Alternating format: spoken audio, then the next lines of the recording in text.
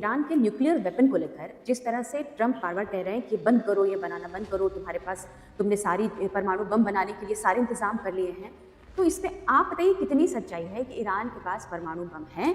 क्या उसने कुछ इस तरह के इंतजाम कर लिए हैं कि वो जिससे ट्रंप को डर लगने लगा है कि इसके पास परमाणु हथियार आ चुके हैं? देखिए, एक सेइंग है इंटरनेशनल कम्युनिटी में, if you have oil we will give you some democracy. या अमेरिकन के लिए बोला जाता है कि अगर आपके पास तेल है तो हम आपको कुछ डेमोक्रेसी ज़रूर देने की कोशिश करेंगे through military action. And this lesson की वेपन ऑफ मास डिस्ट्रक्शन नहीं बनाओ तो अमेरिका से आप सेफ रहोगे, या आप सद्दाम से पूछिए, उसने नहीं बनाया और उसको सत्ता पलट तो कर ही दिया था। इन सारी चीज़ों से अमेरिका के ऊपर एक इंटरनेशनल कम्युनिटी का अविश्वास तो है कि अगर आप इनके कहने पे weapon of mass destruction which is mostly nuclear weapons अगर आप नहीं बनाओगे तो ऐसा आप सेफ नहीं हो जाते हो इनके किसी एक्शन से, मिलिट्री एक्शन से, which has become an international standard आपकी। So there is a lack of trust on that, और इसी वजह से Iran has been pursuing a nuclear bomb throughout for the last good 20 years they have been working on weapon grade nuclear enrichment। अब थोड़ा इसके scientific theory पे जाते हैं। किसी पावर प्लांट को चलाने के लिए अगर आपके पास, तो there's a process called uranium enrichment, right? Enrichment ऐसा होता है कि अगर मान लीजिए ये यूरेनियम था, इसमें ज़्यादातर तो इम्प्योरिटी है, यूरेनियम बहुत कम है।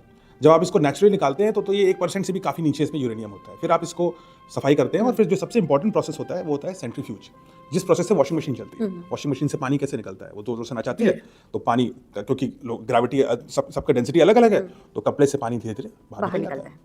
इसी तरीके से यूरेनियम एनरिच होता है, उसको एक सेंट्रीफ्यूज में डाला जाता है और ये आपकी वॉशिंग मशीन से हज़ारों गुना ज़्यादा फास्ट की स्पीड पे वो नाचता है, मतलब something like 60,000 to 1 lakh RPM की स्पीड पे वो नाचता है।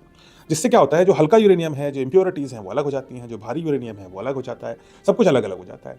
और फिर इसको जो निकलता है उसको दोबारा डालते हैं, फिर दोबारा नचाते हैं और ऐसा महीनों तक करते रहते हैं। और इसीलिए यूरेनियम को एनरिच करने में महीनों लगते हैं। अब अगर 50-60% एनरिच यूरेनियम है तो आप उससे पावर प्लांट चला सकते हैं, लेकिन अगर बम बनाना है, सस्टेन न्यूक्लियर रिएक्शन रखना है आपको, तो आपको 95-96% यूरेनियम चाहिए। ईरान ने 60 to 65 एनरिचमेंट तो कर लिया था, ये तो तय, और उसको 95 तक ले जाने की वो कोशिश कर रहा था फुरदौ और अशफाकान और जहां पे ट्रंप अभी अटैक हुआ था। हाँ, सो फुरदौ वाज द मेन टारगेट जो उनका था, और वो अंडरग्राउंड बंकर्स थे। तो अब अंडरग्राउंड बंकर हैं कई मीटर, दसियों मीटर अंदर वो पड़े हुए हैं पहाड़ी के, तो उन्होंने B2 बॉम्बर से बंकर बस्टर बॉम्ब डाला, वो गहराई पे जाके फटा, फिर उसी छेद में दूसरा बॉम्ब डाला ताकि और गहरा हो जाए वो, और उनको लगता है कि उन्होंने यूरेनियम के जो सेंट्रीफ्यूजेस थे, मचाने वाली मशीन, वो डिस्ट्रॉय कर दी और जो एनरिच यूरेनियम 65 के स्कोर पे था उसको हटा दिया।